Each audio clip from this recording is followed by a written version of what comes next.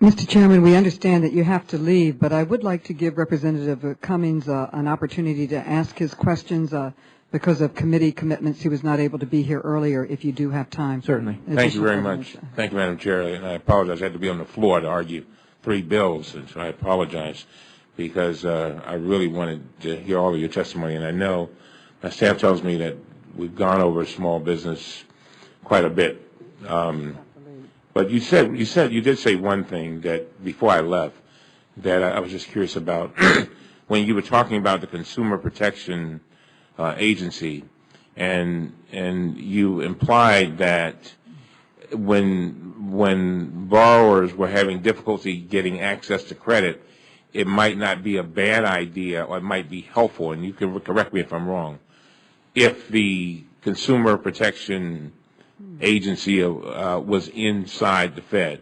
Is that a fair statement? Is that what you said? And then I want you to explain it to me. No, what I said was that there would be some benefit of the Consumer Protection Agency working, however it's structured, working in a way that's cooperative with the bank safety and soundness regulators and examiners, because the safety and soundness examiners would have an understanding of the implications of the consumer protection rules for the costs and the business models of the banks, which in turn would affect whether or not credit would be constrained. Yeah. Because you don't want to create rules that just mean that people can't get credit. Yeah, yeah.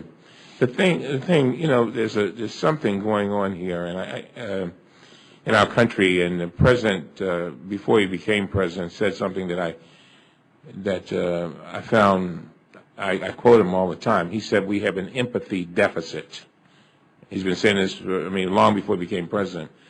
And I look at what has happened in the healthcare area. I look at what is happening in the financial area. It seems almost that it's okay. It seems okay with some folks that if people fail or they are too weak at a moment, just let them die, let them fall off the cliff. And when we talk about these small businesses, I sat in a meeting yesterday in Baltimore, in my district, and literally people were in tears. These were people, good business people, who have had impeccable records. Now they can't get a line of credit. They've got business that they could do, but they can't get a line of credit. They had one. And so it seems to me, I just refuse to believe that we cannot help these Americans who go out there every day, do the right thing, not trying to get a big bonus, just trying to do the right thing, employ their employees, produce what they're supposed to produce. But yet and still, it seems like when it comes to them, it's okay to say, Johnny, sorry, we're going through this economic storm. You're going to be collateral damage. Collateral damage means you die in the process. That is, your business die. You may never come back to do this business again. And it's okay. And like I said, I felt the same thing when we were dealing with the health thing, the health bill. It's like, okay, 45,000 Americans die. All right, too weak. Let them go. That's not the spirit of this country. That's not the country that I grew up in. And that's not the country that I believe in. And so I'm just wondering, and I know the Fed has certain powers and certain things, and maybe you can't force people the banks to lend or whatever, but there's something awfully wrong. And you basically, and I know that there's some folk who the credit may not be what it is, but there are a lot of people who have decent credit and who were doing fine and could get the business. The business is like right there, and they cannot reach it because they cannot get the money. As I told my constituents yesterday, sometimes $25,000 is worth $10 million because it acts as a bridge.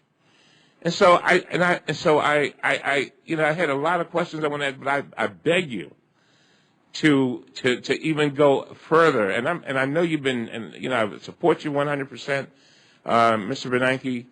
But I just believe with all my heart that we can do better. I just do. And I don't know what that better is. You know, I read in the paper where the banks, they're doing okay, they're paying the money back and whatever, while my folks are drowning. There's something wrong with that picture. It doesn't make sense. I know it's complicated, but we have brilliant people like you and your staff to figure it out.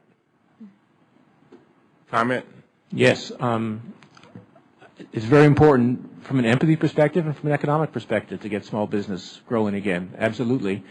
I'm not going to go through. I talked a lot today about what we're doing with banks and our supervisory, and I just want to reiterate that we're looking for feedback and ideas from the banks and others who will give us more explicit suggestions, because we are really working hard on this.